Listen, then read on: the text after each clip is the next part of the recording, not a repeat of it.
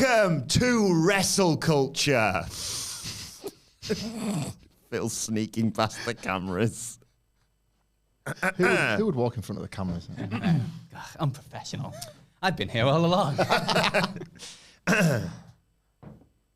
Friday night at the movies, I'm watching WWE.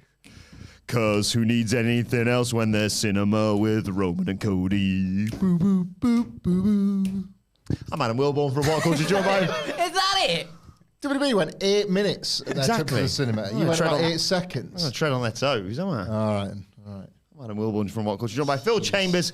Don't worry, if you want more cinema, stick around for the bloody good quiz later on today. Hello. Joined by Phil Chambers and Michael Hamflett to discuss all the goings on in wrestling this week. Before we get into it, if you're a fan of this sort of thing, make sure you subscribe to WrestleCulture Wrestling on Apple Podcasts, Spotify, Amazon Music, and YouTube, where we do daily wrestling podcasts where we review Raw, SmackDown, the show formerly known as NXT 2. We do Dynamite, AW Collision, pay-per-views, premium live events. We have interviews, roundtable discussions, and a roundup of the week complete with a bloody good quiz, of course, on WrestleCulture. As I said, though, joined by Hamflett and Phil live on YouTube. Thank you, as always, to everyone for joining us. WWE moving into yet more cinema territory. I believe I should probably play this. If WWE, Phil Chambers, now obviously...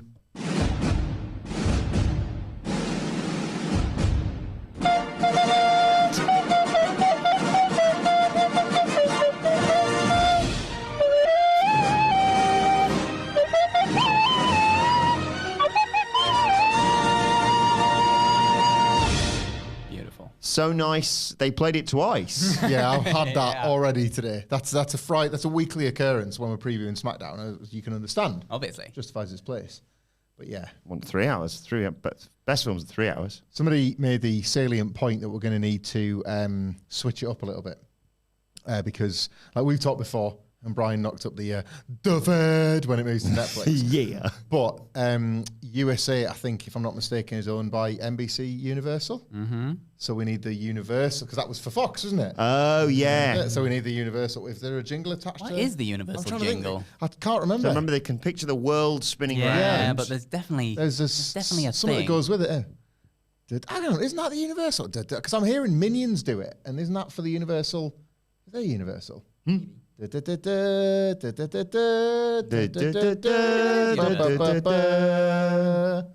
that not Fox? What's Fox then? What's the bloody difference? I don't know. I don't know. See, we know about the film itself, WWE. Yeah. We don't know about the studios that produce the film. I was looking for Universal Sting, and it's just giving me Sting. Like the wrestler, the wrestler or the pop star, yeah. The rubbish one. I was going to say the wrestler and Shaggy. Fiat? Is that for? That's a car, mate.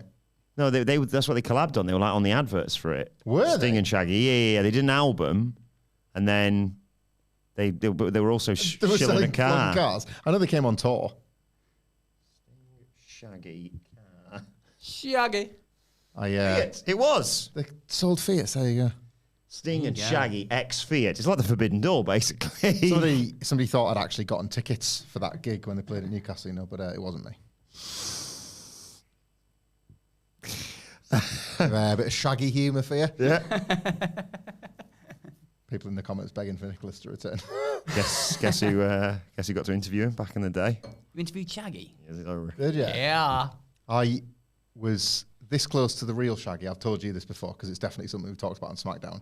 I was this close to the real Shaggy. I didn't get to meet him, but I did get to take a little piece of him. And in our student house for 3 years, because he travelled from Hall's residence to the student house we had for the second and third year, was a full-size cardboard cutout of Shaggy when he came and did a Malibu promotion at our student union where I worked. So we sold Malibu for the night and all that, and then there was like, and when you arrived, it was like, hey, I'm Shaggy, get a Malibu with me.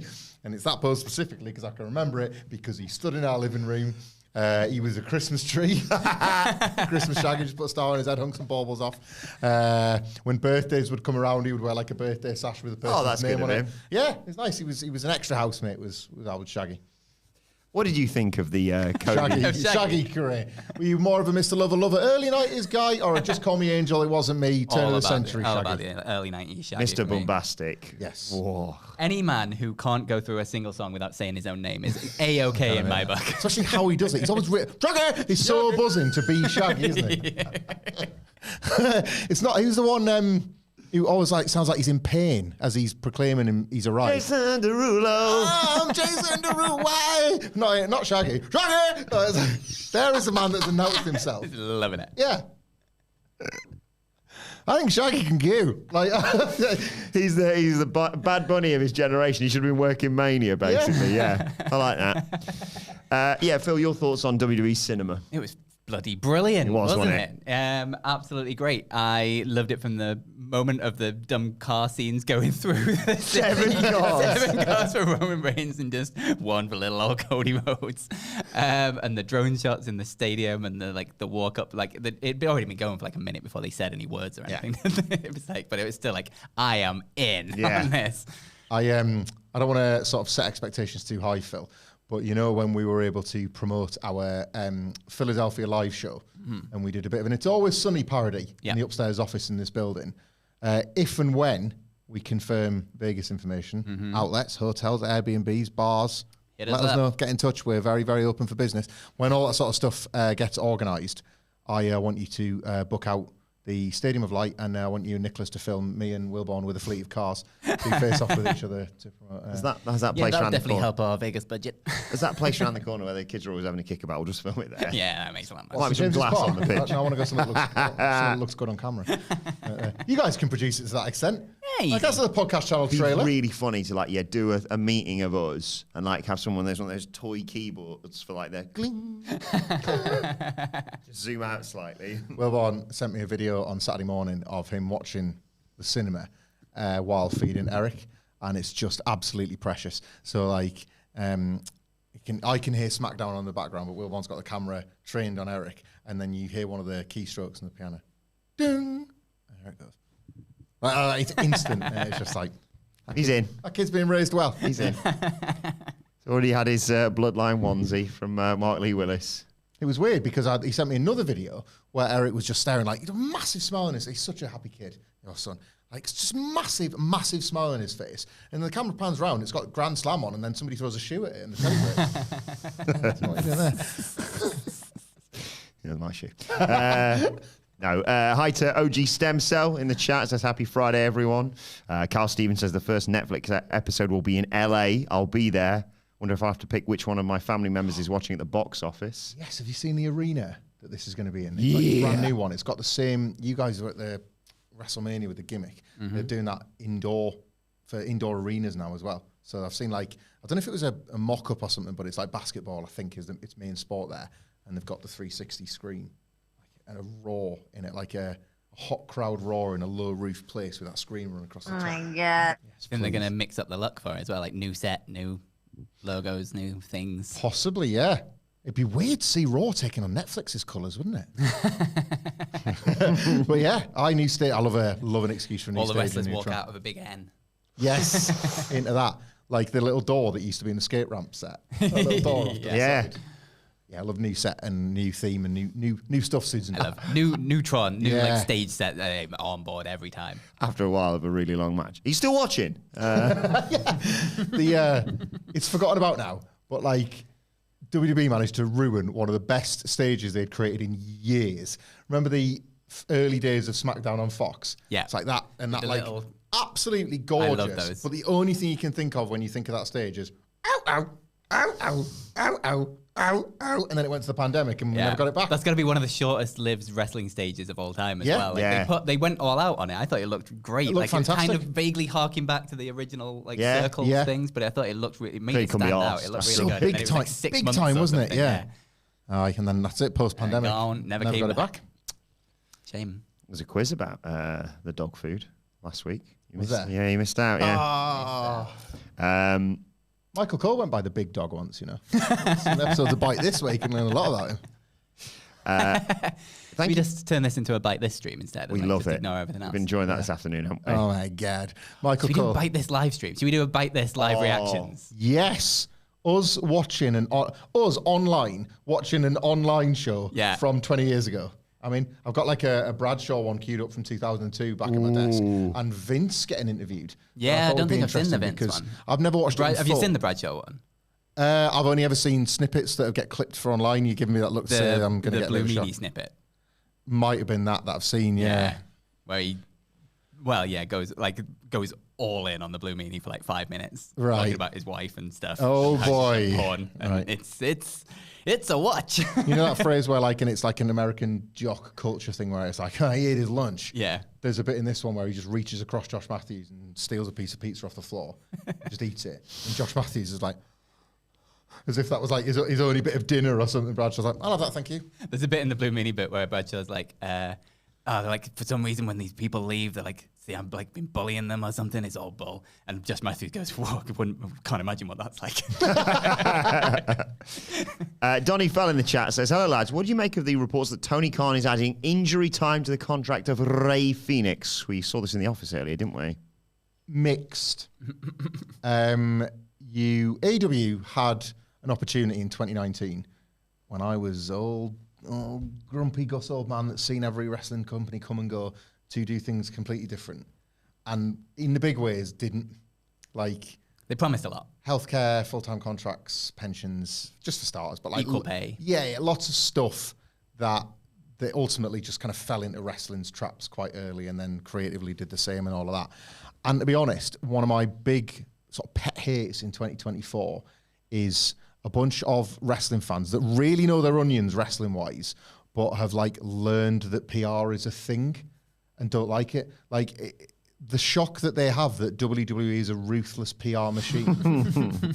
I watched the Netflix doc and I was informed that it wasn't the billionaire Ted company. It was the other one, the mom and pop shop. Exactly, yeah. And that little lemonade stand is actually not very nice as a PR operation now. I'm not saying that's a good thing, and I'm not justifying like ugly business practices, but they do ugly business practices in an ugly business game, and I kind of think AEW's role at this point is to be as a competitor, right? So to be as savvy from a public relations standpoint and to be as protective over certain things. And in this case, I think it's cruel that it happens to talents.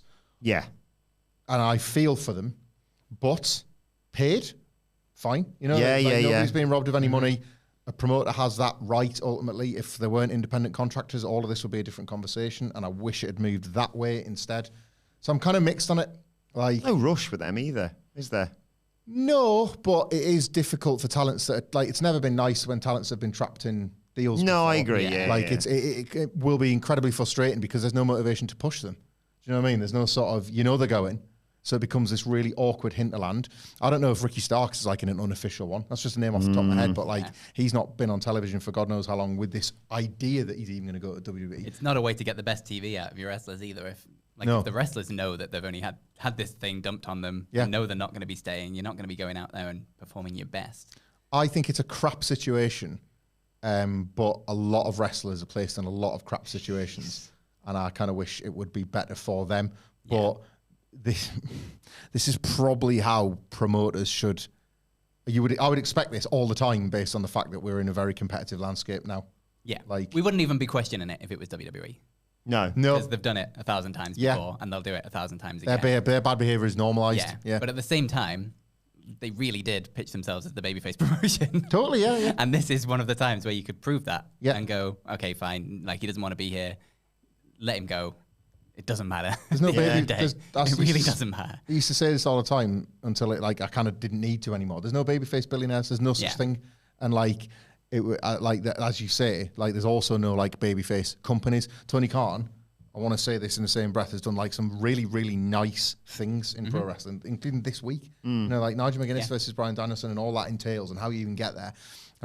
Tony Khan has done a lot of very, very outwardly nice things, and I think it's important to put him over while being able to say he's going to kind of engage in these uglier wrestling business practices, and both these things can be simultaneously true. Yeah. Ricky Starks' last AEW match as of this coming Monday will have been half a year ago. This is it. So he's 30th of March. Yeah. He's halfway through that Phoenix thing, and he might not even be going to WWE. Yeah. It's just this weird speculative hinterland that we're all sort of looking at, lovely message here from Kyle Siner, I'm going to go with. who says, Michael, I can't tell you how big my smile was while watching the cameo you sent me. Thank you so much. Thank you so much, Kyle. Thank you for booking it in the first place. Cameo, where you can search Michael Hamflett. Not on the app. Don't go on the app. Don't go on the app. Go on the website. I didn't know about this. They take a cut. At least not the app on Apple. Yeah. I do not have one. If Phil gets one, book Phil. But I am firmly in the belief nobody really wants one. I am firmly in the belief that is totally wrong. Yeah. I'm going to book you to make a point. Charge double. You should charge double you. Yeah. Search for me and search for Wilbourn because he does the buttons and they're really good. Tactical Penguin says, afternoon, lads. I feel like I came away from the Vince doc with nothing really changed. Just a bizarre watch. Then again, it was kind of doomed anyway. We obviously gave a lot of our thoughts on in the immediate aftermath. What do you make of it all, Phil? It is what it is. It's a really great little history of WWE documentary. Yeah. If you're not bothered about them actually trying to break something new or actually trying to delve into anything that's important, it's a really great rundown of the history of WWE. And I think you have to view it as that. You can't view it as expecting any revelations about the Vince McMahon stuff, about the allegations. You can't view it as even a deep dive into what that means or how that has affected people or anything like that. Like we were talking about this morning, they touch on pretty much everything. Almost all of it, yeah. But they really whistle stop over it. Like they'll give like Rita Chatterton 5 minutes max, like the Ring Boys 5 minutes max, and then they'll do 20 minutes on the Montreal Screwjob. Yeah. And it's the proportions are way out of whack. I've kind of seen Lex Luger showing up on Monday Nitro, to be honest. Yeah. The Monday Night Wars section is like unforgivable in a Vince McMahon documentary. Yeah. It's integral to a WWE one, but it's kind of it's bordering on like malpractice in a Vince McMahon documentary because so what? Yeah. It's 2 years of a TV show going back and forth. Like it feels like I'm back watching either the Monday Night Wars when they had that on as a WWE documentary, or even more recently, Who Killed WCW? And by the way, no spoilers on that. Yet to finish. The Owen Hart bit stood out to me in terms of a huge misstep, just in that they basically boiled that down to the class that they used was manufactured wrong. WWE sued the company and settled at a later date. And then they ended it with Bret Hart saying, if they say it's an accident, then it's an accident.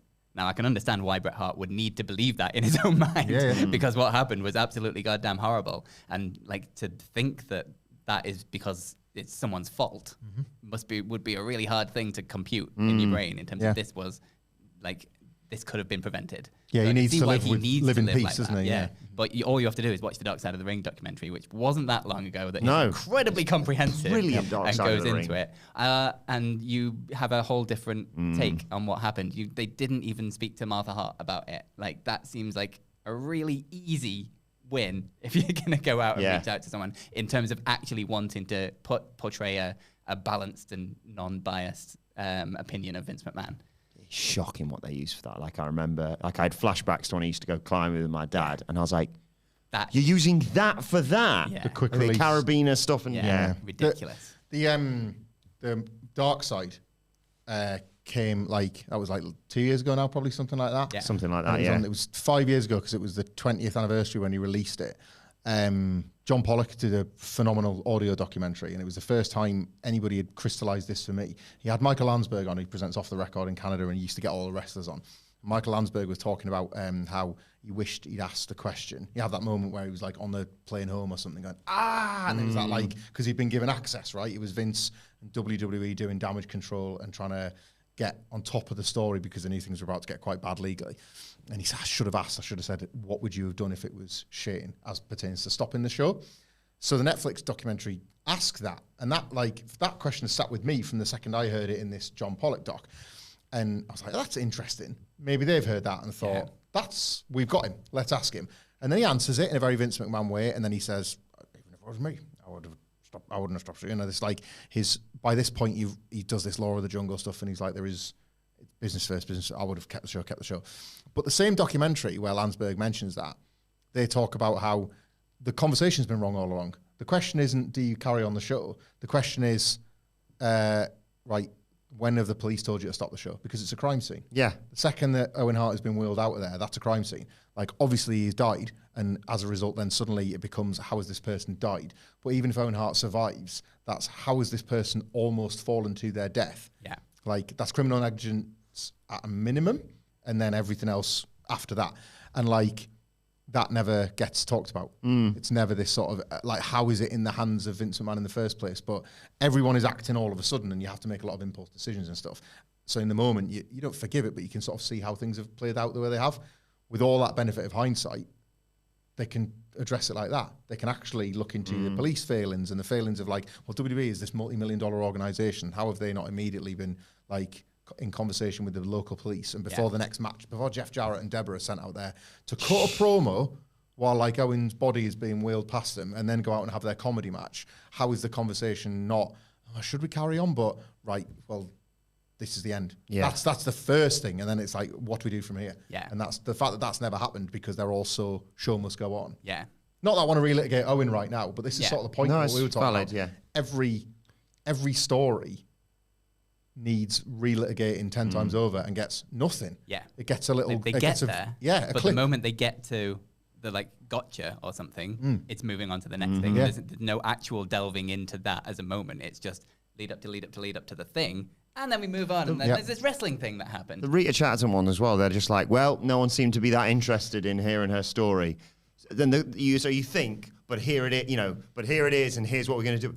No one was interested in hearing her story. So therefore, we're going to move on. No, that's the wrong turn there. Yeah, because then you've got her story, but also the times that she was doing this story, and, like, it was a very different time in terms of a woman coming out and saying something like that and not being believed, obviously. You flagged up Martha Hart. Is incredible, considering that the one thing that I guess that they know they are crafting a Vince McMahon is a bad guy, because they know where the ending is, because they've told you where the ending is at the start. Yeah.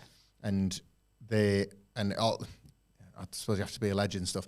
You may think Vince McMahon is a bad man after watching this, and one of the key areas in which he may be accused of being a bad man is the relationship with women and power dynamics and all that sort of stuff. To have Trish Stratus and Wendy Richter, I think, as the only two talking heads. Now, people can say no. Yeah. Maybe everybody did.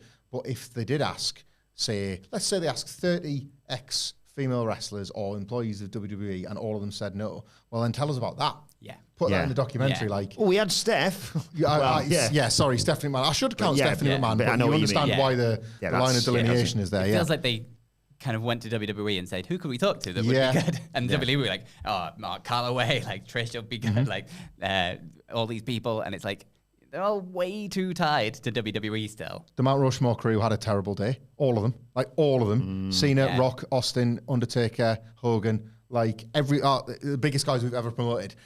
They're kind of like fumbling the ball over and over again. This is like less than ideal. They all look like part of this like strange, like slavish, cultish fascination with Vince McMahon, warts and all, and understandably so, because of the relationship they've had with him, which again is completely different and unique to anybody else's. And must be really difficult. Yeah. But it's like I said to you earlier, that it's a bizarre situation where you can get yourself into a documentary series with a bunch of talking heads where Paul Heyman is the one that seems to be telling the most truth. Yeah. And it's like, how is this a thing? And even then he's doing it in this almost like character way. He's like an in character. It's like there's a theatricality to it that almost waves away. Like there's a bit when a lot of people have like clipped this and that. Like they're telling a story about Vince and Shane. It's like, here you go then. And he hands him a knife and he says, right, like, cut my throat, stab me in the heart, whatever it is. Yeah, stab me in the back, If buy my either stab me now or buy the company off me, and then when I'm no use, kill me, because that's what I'd have done to my dad. And it's like, Heyman is like being very theatery when he's telling that story,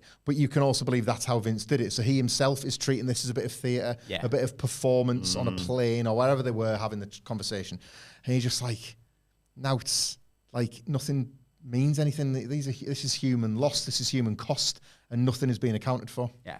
John Catter says, I wonder if Triple H was kind of hoping that the Doc would bury Vince so it made his new era seem to shine even brighter. I can see where he's coming from with that, but I also think that, as anticipated, we went into it going, well, they're not going to go two-footed completely here, because they have to pivot in January and say, and that monstrous company's here. Yeah. It's like, well, it's the Vince statement that he put out about it and the things that were coming out about him trying to buy the footage back or whatever. Like, if I was Vince and that documentary came out, I'd actually be quite pleased. Yeah. Because, they didn't go into anything that wasn't already out there. No. They really didn't delve into the things. No. And there was a bunch of people saying how great you were. I think WWE will be thrilled, by the way, because there was a bunch of context clues that were alluded to and then no details, right? They basically, what was, I think, inadvertent, but ultimately this is how it played out, is that everything, all the scandals, you get a lot of that in episode 2, and then a bit more of it when you get to the family episode in episode 5. But like all the scandals, 85-ish to 2021, I suppose, were made to feel trivial in comparison to the things right now. And look, the Janelle Grant case is absolutely awful. We know this. But it was almost if they were allowing all of the old scandals to be like kind of knocked into a box to be, well, that was the olden days, that was the olden times, not now. But this is happening right now, so we need to care about this. But at this point, they've done such an effective job at saying like Vince McMahon is a bad guy and that's his WWE. Not now. It was like what they were doing at WrestleMania 40. Yeah. They were doing it here on this documentary. And yet, like, hoping, I guess, that the casual observer wouldn't think, wait a minute, wasn't Paul Heyman in a bunch of those rooms? Wasn't Triple H in a bunch of those? They're his family members. Yeah. Like that, if they don't know what's going on, that's a mark against them that they don't know. They're well in a position of power because Vince put them there. Yeah. What company is it they represent? WWE. Isn't that named in the trafficking lawsuit? Shut up. Like they're like you see John Laurinaitis once. Yeah. Right? And he's just there in a quick shot of Gorilla.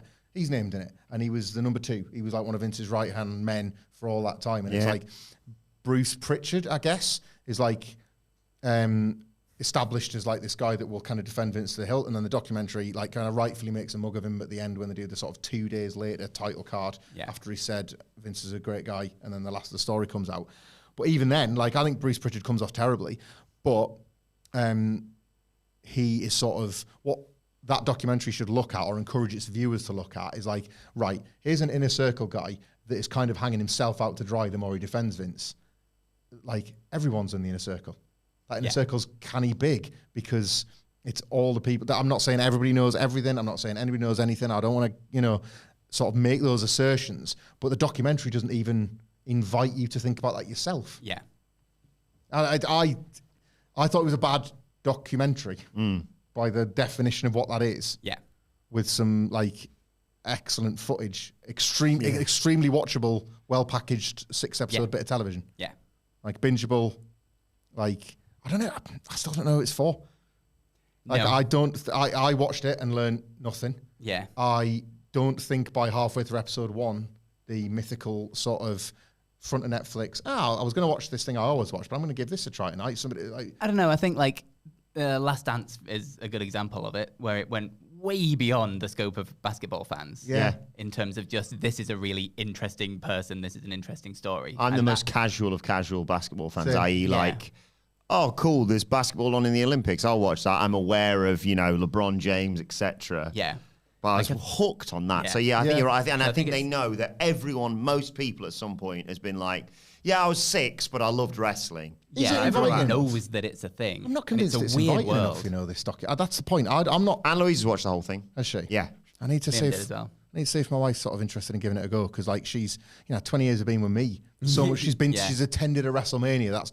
That's casual, but it's married in one respect. And I just sort of think like I still can't work out. I'm halfway through and I'm thinking like, is somebody watching I don't think it's for us. territorial? No. But I think that's a given. But I'm not sure it's for them either. I'd be very curious think to it see is. like how much of a success story it is long term. Yeah, I think it'll do all right. I think You reckon? it'll break out because I think wrestling's enough of a bizarre little world that even if you don't specifically watch it, you'll be like, what is that? Like, what is the person that invented this company? And he's such a weird dude to immediately appear on screen. You're like, Exactly, It's a bit like Tiger King. Yeah. Yeah. Sorry, what's going on here? And it's so fascinating because of such the vast nature of it all. Yeah. I guess that's the merit of a Netflix. Like The Last Dance is the perfect example, and I did find that captivating. But then I felt like they were actually probing. Yeah. I sensed that they were. I think it was a more basketball probing. fan would Yeah. sit down and go, "Whoa!" And as a wrestling fans, we haven't sat down and gone, "Whoa!" And I think that's where the difference lies. Like, have you seen the Arnie one? It's No. only like a 2-parter or something. But it's like they were trying to go for a similar thing Yeah. with The Last Dance. But when they get to like some of Arnie's controversies, they are paper thin in terms of how much they actually cover it. Happens on with the thing. David Beckham one as well. Yeah. Same thing. A great, a really, really Whereas like, amazingly in watchable thing. Arnie's but- book, he actually is quite open about things, and they didn't even get him to delve as deep as his book did on the thing that he's in. So it was kind of like that in terms of it was really watchable and like great story, but there's really a lot more that you could have gone in here. That's a Netflix thing. Yeah. There's a certain expectation of what's wanted from a Netflix documentary. I think if Vince wasn't in it, it'd probably be a completely different documentary.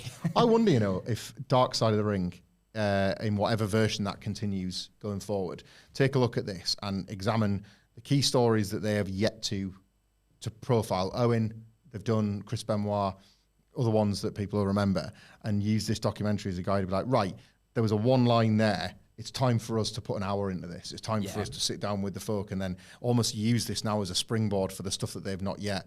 I don't know how Darkside works in terms of selling their programming, because obviously it's a Vice thing, but I think they could genuinely take what they already have from a bunch of other things, add to it based on this documentary, and purposely market it as the anti-Netflix Vince McMahon documentary. And tell the exact same story, but tell it from everybody else's point of view. Carl Stevens in the chat says the Behind the Bastards podcast did a grotesquely extensive Joel and Curry and Vince before the latest allegations. So worth checking that out. I've heard a lot about. I've never listened to it. I did listen to that. Joe that was mentioned really that in the office. I think. Like it was about a different bastard. But like I've heard that podcast used before. That is good and well worth checking out. John Cat has final thing on this. Says, do you think it's possible Vince put the statement out to help push the doc? Even if he's out, he still has family involved in that company. It was like it did. On another day, I would have seen that as that kind of anti-marketing marketing. Yeah. Where the idea is you generate conversation and you don't worry too much about how it's skewing people's views. Yeah. Because we know that goes on. I don't know in this case because he sacked his whole PR team and got a new one. And I don't think so with Vince, just because, I mean, the way he comes across in the documentary, he genuinely lives in his own little world. Yeah. And anything else outside of that doesn't fit in with his worldview and his opinion of himself and other things is just completely immediately written off. And he will say things, and that is his truth. And it doesn't matter. And like in the documentary, they said the what was the bit where they immediately turned around? Oh, the stuff about WCW buying all his talent. Oh God! And it's like he said a thing, and in his mind that was the absolute truth. And the moment they said it, it was like, well, no, because my thing is true.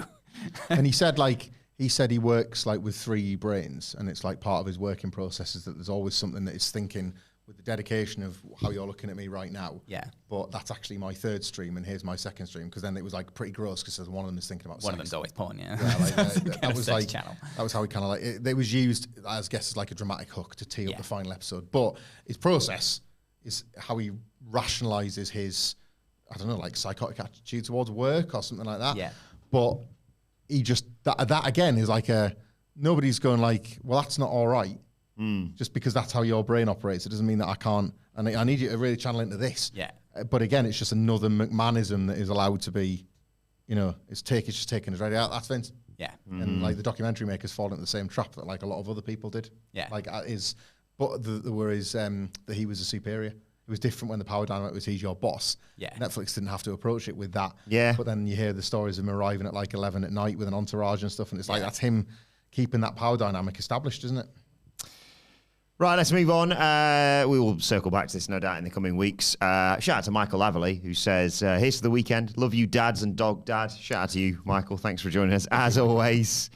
Dogly boy. Andy says, I can't stop luxuriating in this New Day story. Easily the best written story in wrestling at the Mo. Unreal. We're loving it on Raw, aren't we? Loving it. From the sort of weird stages of Karrion Kross attempting to kidnap them that just didn't feel lived in or even logical. Yeah. Like Karrion Kross has set his new target. The stupidest one yet. Like this impossible to break friendship. Impenetrable bond between the New Day, and they've done it. They've found a really credible way to have the wedge and like have the sort of gap grow wider and wider and wider. I think it's more impressive in what's his name, the guy they fired, the Odyssey Jones, in the fact that he was kind of being the catalyst for the story, and then that happened. But they've still managed to not seamlessly keep going because it was still a little bit jarring that he just kind of disappeared. Yeah. But they managed to keep the same story going and still keep the interest and not like lose a beat on it kind of thing. And I think that that doesn't often happen in wrestling. When something goes wrong, it's like, derailed. Do you know what I think is like maybe with Karrion Kross and Odyssey Jones, maybe there's a clue to this about like how it has felt elevated over the last few weeks, is that maybe that was the answer all along, is that when you do include anybody, no matter how you use them, you're asking people to sort of, like, say if you were going to pick Kofi's side because he's friends with Odyssey Jones, or like think, Karrion Kross has managed to get in Xavier Woods' head, whatever. It's that third person that's the problem. Because the only third person with these two you want to see is Big E. Yeah. That like, I can buy more them two struggling to communicate over their own failings or the fractures within a 10-year friendship more than I can a random person being inserted to create the friction, I guess. Yeah. And I think that's really helped strong performances from both, and sometimes you just don't get this sort of credit in the bank without putting their years in. It's a 10-year celebration, but it's also 10 years that people have like really, really love this act. It's so weird now to have New Day as like a good act in a good WWE versus often the only good act in a terrible WWE. Yeah. Like, it's strange how the pendulum has shifted for them to just be part of contributing to a great show rather than being the only great thing. Yeah. They meant a lot to people when there was nothing else to cling on to. Yeah.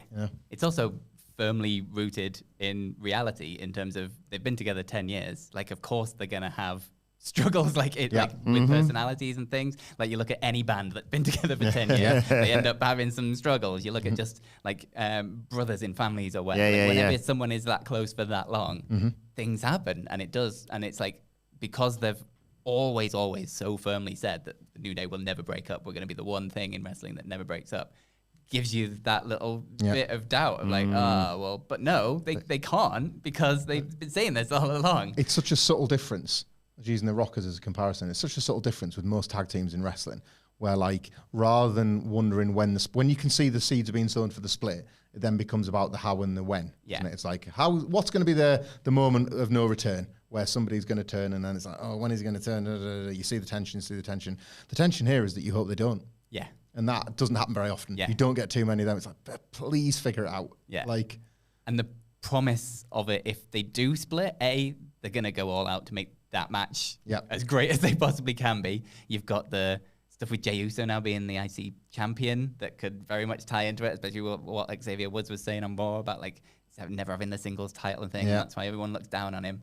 And then you've got the, if we could dare to dream, hope of Big E potentially being the one that it is falling apart. Big E comes back and saves it all, and the euphoria of that in the 10 years of the New Day, and then finally being back together is like such an incredible ending to this story. If this was like so, it'd just be a beautiful moment. If this was a different team and it was like where Big E's back and they've been together like a couple of years or something, you'd be thinking, oh, right, that's when Woods turns on Big E.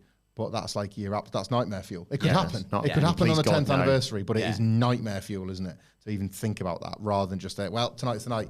Set this up, Yeah. Steve Nicolacopricos in the chat. Thank you, Steve, as always. What the hell happened to giving up. Says, g'day, handsome gents. Are we about to see TK flex his insane roster by putting his 4 singles titles on Danielson, Omega, Okada, and Ospreay? Only better combination is Stacks, Tony D, The Riz, and Luca. Crikey, when you lay it out like that, that's sort of like a work rate Rushmore, isn't it? Pretty much, especially in 2024 when you get to have an Ospreay and a Danielson at the same time, when one's coming to the end and one's only just like kind of hitting his peak. And Omega, I guess, feels like he's close to the end of his run than the beginning. Maybe. I love what they're doing with Okada because of the faith I've got in the day that they let him loose. Like, you get a little bit of Kazuchika Okada, one of the best ever at the moment, and the fact that there's an entire best ever run that's yet to even get started is exciting. Kenny Omega looking jacked on X the other day, got everybody excited again. I've said it. I feel like I said it at the back end of last year, like, lean in. Like, when the Continental Classic was starting, you kind of look like you've got nothing else going for you other than the promise of maybe the best wrestlers in the world. Bucks versus Ospreay, and Fletcher was an example at the weekend. I love WWE in 2024 maybe as much as I've ever loved it, but I don't think they've got that tag match in them. They've got a lot, but I don't know if they've got that tag match. So I lean into champions like that and matches like that, and people will still see your brand as an elite product. Felt elite again briefly in that match on Wednesday. Completely agree. I love all the Okada stuff. I love the Okada stuff more because, well, it's really funny, but because you can take your time. Way too often when someone comes into a company or something, it's like, oh God, we want this thing now, we want this thing now, we want this dream match, that dream match, we want the championship run. But if you've already got plans in place, like they obviously did with Swerve and things, you want those plans to come to a proper conclusion before this other new person is all of a sudden shoved into it, and it all becomes a little bit awkward and derails it slightly. Whereas if you do this and take your time with him, you can still turn it on when you need him to. Obviously, it's Okada. But eventually, once you've had him in your system for a bit and you figure out what the plan is going to be to push him to the top and make him back into that top main event guy again, he's going to be there and he's going to be ready. And it's just the taking your time so when that moment comes, it's right. and it's not rushed. I think that's one of the key differences in how both companies are presenting their talent at the moment. Like that 4 that's been mentioned there, I think most people would agree. On balance, they've got these like CVs of being the best and the potential to continue to be the best. I think Swerve Strickland's the wrestler of the year, right? And he's not even named in this list. And the reason that, as Phil has just articulated, that's how he's had the year he's had, is because not that they've taken back steps, and Ospreay in particular wanted to put him over, but this idea that like we're going to show you and tell you that the best wrestler is our world champion, Swerve Strickland. And in the meantime, as long as you're not burying the guys that are the 4 there or any others that have the campaign to be there, as long as you're not killing them out there, they're always going to be there. Yeah, exactly. And you just have to get in their heads and tell them your time will come, your time will come. It's from a less in-ring point of view, but certainly in a star creation way, that's been one of the biggest successes of Triple H in the last 2 years. Like he's seeing who his top guys are right now. He's identifying probably double figures of the next line and telling them, hold tight, keep doing what you're doing. And LA Knight's a great example. Like a Jey Uso's just won his singles title. Yeah. Like things are looking pretty good, aren't they? Like, and then they created themselves. So then he's got a bit of evidence to show them, see, this has worked. Trust the process. Yeah, Gunther's a great example of Gunther, it. yeah. Amazing run in NXT UK and things like that. Like, but it's NXT UK. Yeah. It's like bring him up, and then you've got the Intercontinental title run, and you do that, and you do this for a while, and then when it's ready, it's world title time, and then that's amazing as well. And it's just wait and let it build until you get to the right moment when you can actually pull the trigger on this person properly. Mr. Phoenix, hi to you, says, greetings from the forklift, Big Willie Styles and Company. The ultimate NXT on CW preview available now from where you vid and pod. Yes, looking forward to doing our version of that next week. Yeah. Also, something, Miz and Wardlow versus Tony and Oba. Oh my God. Please. Yeah, when you were saying about Swerve Strickland being the rest of the year, I can't remember him ever kicking out of Obafemi's finisher, that's all. I did wonder why he's sort of like... 2 weeks. 2 weeks, baby. It's Wilbourn, such an Ospreay guy. He's going to Tony D, of course, yeah. Right, final couple of comments, and then we'll get to the hashtag Bloody Good quiz. Hi to the wonderful Larry Robb. Hey, hi, Larry. Larry. Part-time journalist Larry Robb, who says, Dynamite Collision tapings are too long. He was at Grand Slam. Yeah, I can see this. Hope your travels were safe, Larry. Says, midweek is just too long. I left with 3 matches left on Collision, and it was almost 1 a.m. I'm not holding out hope for that Collision crowd then. Sheesh. There was I haven't had a spoiler, but I don't know what this is. There's apparently like a segment on Collision that like dies a death as a result of like people either leaving or just like. And again, it's Arthur Ashe. I thought looked tremendous. It's divided people up a little bit. I get why people thought they did a really good job at it. I agree. It looked darker, obviously. Yeah. But then when you could see the upper deck, there were people in it. Yeah. And it wasn't like they've had to like. It didn't look empty. I like the big wall and the tiny ramp because it was a unique solution. Wasn't expecting it. Yeah. But neither was Stephanie Chase. Oh Christ! Yeah. Follow Stephanie's great, but check out her Twitter for those pictures of the half and half view that the media were given. You know, and that's like she got moved, and I don't know if like everybody else did, but like that should highlight. I hope that somebody with an AEW takes that as like a lesson. Yes, because media are not there just to have a free night out. No, exactly. You're doing a job. You're doing your coverage. Yeah. Like it's how you earn your living, or it's how you cover this product, which is supposed to be a give and take and complex, but yeah. Larry also says it was also surreal to finish Mr. McMahon 7 feet from Shane. Yeah. Love you all. Have a great weekend. Love you too, Larry, from all of us here at What Culture. Shane on a plane with the Young Bucks. Does that mean, do we need any more evidence? Shane on a plane. Wasn't that film with Samuel L. Jackson? Get this mother flipping Shane off my mother flipping plane. Yeah, he's going to AEW, isn't he? God, I hope so. It'd be so funny. Yeah. Be genuinely incredible. Oh. Bring on the chaos. Yeah. Put him on the 3rd hour of Collision or whatever it is. Andrew Ebling says, afternoon, gents. Just finished listening to the SmackDown preview. Very professional, of course.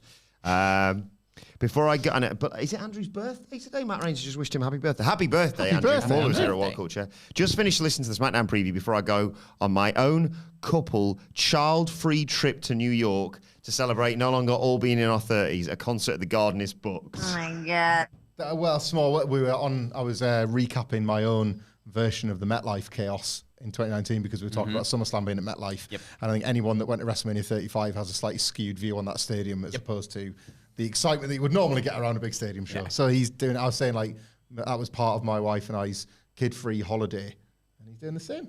Well, go to my favourite place in the world, Andrew, that I shared on the SmackDown preview. Every one of my holidays is a kid-free holiday, just saying.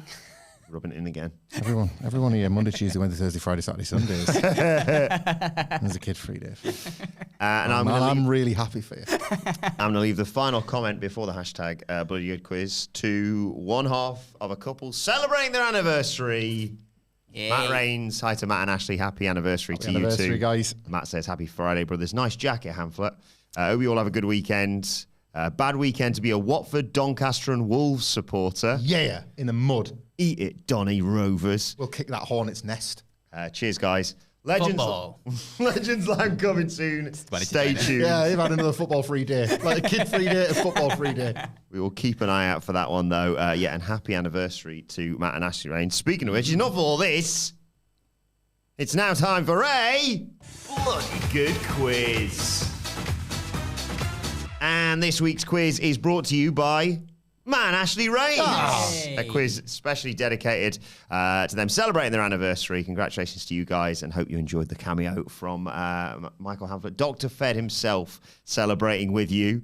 I didn't write an anniversary-based quiz. Okay. Probably should have done with that sort of introduction. But I've got there in the end. I've written a wrestling and cinema quiz, obviously. Right, so, yeah, that checks out, yeah. I suppose that means it's time for...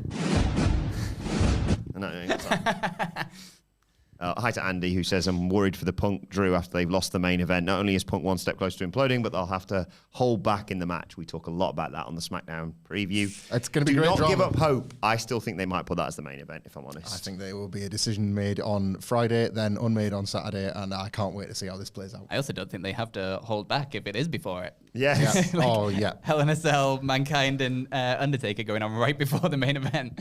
Punk and MJF Yeah. as the template. It's like, just go and steal the show. Yeah. Go and That's the steal thing. Take that chip on your shoulder. Yep. I mean, CM Punk has on the best of days. Take an extra large chip on your shoulder. Yeah. And go and rub it in everyone's face. You're right, man. So you know the rules. We're talking all about wrestling and cinema. 10 questions, multiple choice, shout your name. Wait for me to come to you. And remember, guys, it's just for fun. It's just for fun, guys. Question number 1. Which of these wrestlers who were inspired by movie characters is a card-carrying member of the Hooters VIP Club? Is it Dexter Lumis, Papa Shango, Dolph Ziggler, or Sting? Hamflett. Like, it's got to be Charles Wright, a.k.a. Papa Shango. No, dear, that's wrong. I could find no evidence of What this. were the others? Dexter Lumis, Dolph Ziggler, or Sting? Let's go Ziggles. He seems like a Hooters guy. Yeah. And his 5 facts, he talks about being like a record breaker in wrestling at his school and graduating as like a law degree or something and dedicating time to charity and what have you. And I've got a Hooters VIP card. I mean, me and Phil were made to feel like very important people at the Hooters in Las Vegas. Love as Hooters. part of the beautiful, if they get in touch with us, Oyo Hotel and Casino. Getting less beautiful by the day. As we were like doing post Double or Nothing coverage on our laptops, and they were just bringing chips and Coke. Being very and stuff. It was tired. great. Coca-Cola. It was great. Question number 2. Speaking of cinema, Pirate Paul Burchill, partially inspired, I believe, by Johnny Depp's portrayal. Not that Vincent Wan knew, apparently. But Didn't get it. what didn't Pirate Paul Burchill get William Regal to dress as after defeating him in a match? My word. Was it a buxom wench, a gorilla, Really. a chicken, or a Baywatch babe? Oh, dear. What the one he didn't dress him Phil, as? a chicken just because Edge and Christian had already done that with Kurt Angle. No, dear, that's wrong. I bite this. Michael Cole told us that WWE recycles stories every 6 months. I should so, have thought. Straight from Cole's mouth. a Baywatch babe. Yay! Yeah. It was. I could picture it, but I thought, but that's the buxom wench, isn't it? Yeah. That's how you got frogged this morning, by the way. I was searching for funny costumes. Do you want to tell the viewers and listeners what getting frogged is, which you invented today Send and them. retired after one frogging? Yeah, I just want one frog. Just a quick frogging on a Friday. Froggy Friday. Froggy Friday. Just sent him a picture of a man in a frog costume. He said, "You've been frogged." And then I didn't see the message. There's like, Hamflett, check your messages. I said, so before we record the SmackDown preview, you've seen that thing, that important thing. I said, "You've been frogged, bitch." Question 3. Glacier. Yeah. It's got similar to Sub-Zero. Who eliminated him from the 2019 Double or Nothing Casino Battle Royal? We were in attendance for this. Was it Orange Cassidy, Luchasaurus, MJF, or Scorpio Sky? Sub-Zero. Scorpio. Come over here. See what you did there. Come over. Get over here. Get over here. Come over here. Come over here. Have a chat with your dad, Scorpio Jr. I have no idea. Who took Glacier out? Hamflett. I'll go Luchasaurus. No, dear, that's Yeah, hell of a wrong. run, didn't he? Yeah. Got over big time in Yeah. that match. I'll go with MJF because it'd be some cheap heat, maybe. Yay! Hey. Got in and kicked the bloke with no legs, and then That's took right. Glacier out. Beat with Dustin Thomas in the chest straight away. Thought. You are. You're going to make it, kid. 2-1 to Phil. Question 4. True or false? CJ Perry, a.k.a. Lana, recently played a movie character inspired by The Undertaker. Phil, true, just because I really hope it's true. Yeah. Yay! I also have a movie coming out with Paramount, CJ Perry said. I can't give all the details, but I'm playing an assassin. I'm super excited because I'm the lead assassin. It's a cool departure from WWE where I was always in pink and getting my ass whooped. There I'm whooping all these big men's asses. I'm in black. Actually, the character was inspired by The Undertaker. That sounds like the more she said it, the more she decided that was true. Like, because she started doing the words, didn't she? Like, I'm a kind of badass. I'm always kicking ass all day. Still yet to find a bad theme of his. That's not a good one. How did that get numbers? Taker's never had bad themes. Well, all right, I'll give you a rolling. That, like, any good ones after that? Actually, no, I like the one. There was a 1998 one where, like, Ministry of Darkness Undertaker, where it was like, well, everything's got to be like rock and roll. With the now. chugging riff. Yeah. No, it's the goddamn dead man. Brilliant. Actually, the other day, do you remember the Phenom VHS, the Coliseum video one? I found it on Daily Motion because I remember, like, I loved it as a kid. Purple colour. Yeah, I was completely obsessed with it because obviously it had loads of Mankind in it and stuff. And I was, Mim has like been asking stuff about wrestling because of like the Vince McMahon documentary and things. I was like, I know what we can watch. So we watched Beyond the Mat of it, like in the lead up to the Vince McMahon documentary. So like, this is a good thing, like an easy sort of weird in kind of thing. And then the next thing I showed her was that Undertaker thing. And she was like, this is ridiculous. But that's got that riff going all the way through. Yeah. I liked his MIDI theme at Survivor Series. It's played by lightning. It sucks, whatever it is. Question 5. Which member of the gang did John Cena beat up in the Firefly Funhouse cinematic match? Huskus the Pig Boy, Mercy the Buzzard, Abby the Witch, or Ramblin' Rabbit? Hamflett. It was Huskus the Pig Boy, wasn't it? Yeah. Oh, my face. It's great. I rewatched it. It's still so weird. And you and I watched that, didn't we? Yeah, We were in right. charge of night 2 of WrestleMania going, I know we should be reacting, but I genuinely don't know how I'm meant to react I think that to was the this. most silent I'd been on any live stream because you're just like, what words can describe? He's gone into NWO Cena.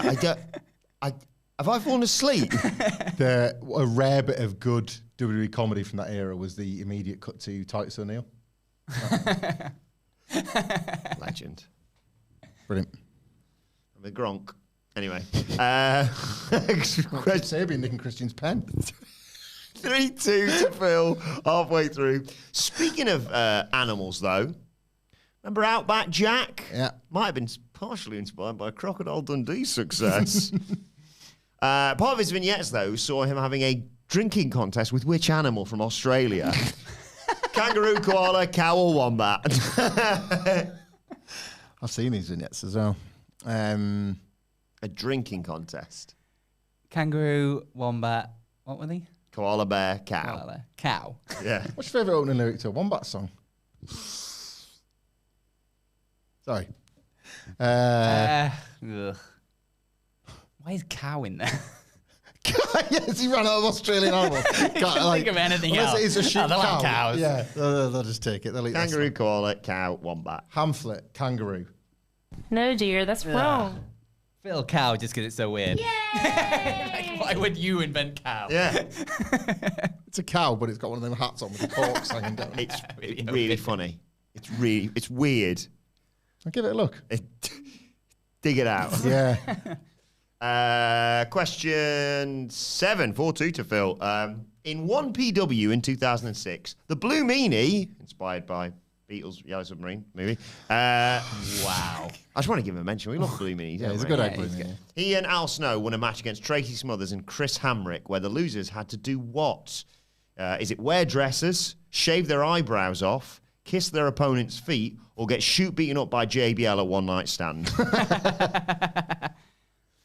Phil, eyebrows. No, dear, that's wrong. Loser wears a dress. You gotta wear a dress. You're really good at it, actually. That's wrestling. That's wrestling. Right, what are we on? Question 8. 4-3. Yeah, that's what we are. Question 8. Which of these is not a Tyler Breeze, inspired by nickname? It's funny, just what the I forgot the name of it. Where's Prada? No, the... Zoolander. Thank you. The name escaped me for a second there. Model Man. You know the film Model Man? Yeah. With Ben Model. Which of these is not a Tyler Breeze nickname? The King of Cuteville, the Definition of Delish, the Sultan of Selfies, or the Don of... These nuts. It's a not- Phil, D's nuts. Taking it. You gotta be quicker than that, Hamflett. Yay!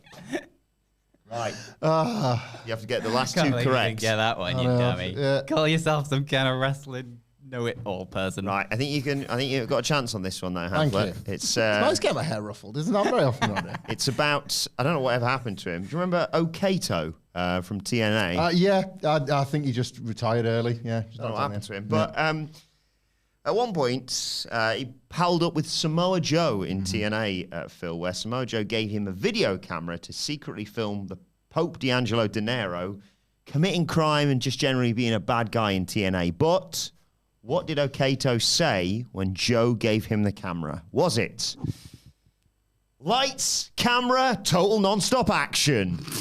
Was it cool beans? Was it...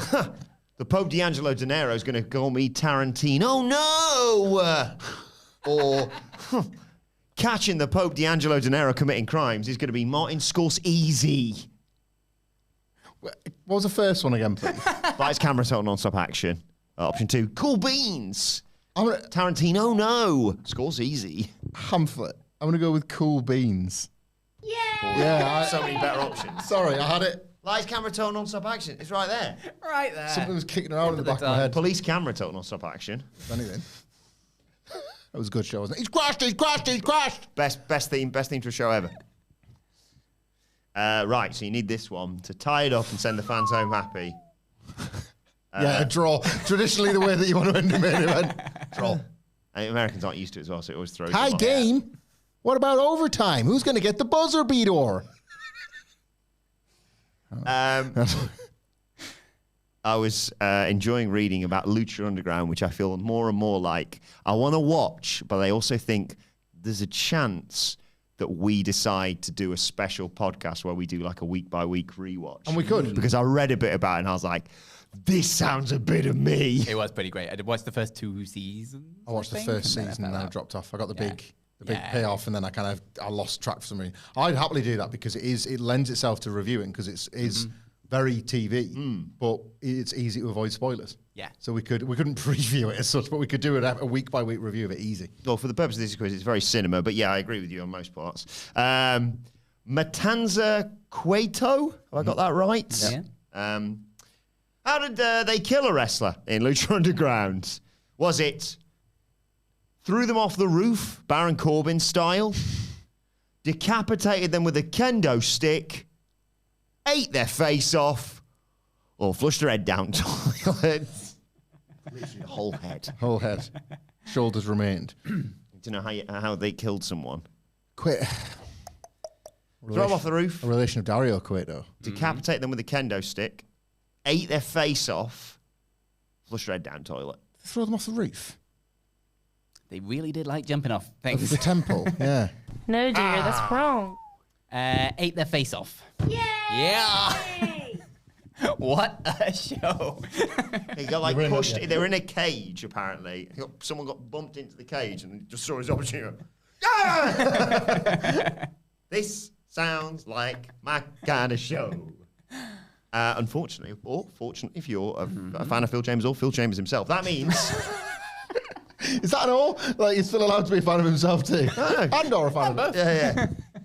It means that the winner of this week's quiz is Phil Chambers!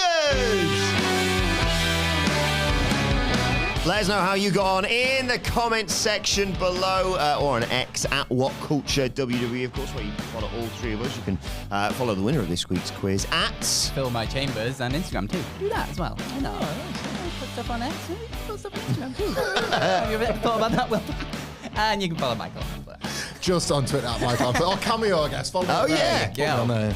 you can follow me at Adam Wilbourn. Follow us all at WhatCultureWWE, as I said. Make sure you subscribe to What Culture Wrestling, wherever you get your podcasts from. For daily wrestling podcast, the SmackDown preview in all of its seriousness is available right now. Me and Sid did a very different podcast earlier on today, giving our unfiltered wrestling opinions. Well worth checking that one out. But for now, this has been WrestleCulture. My thanks to Michael Hamflett, to Phil Chambers. Thank you for joining us, and happy anniversary to Matt and Ashley Rains. We will see you soon.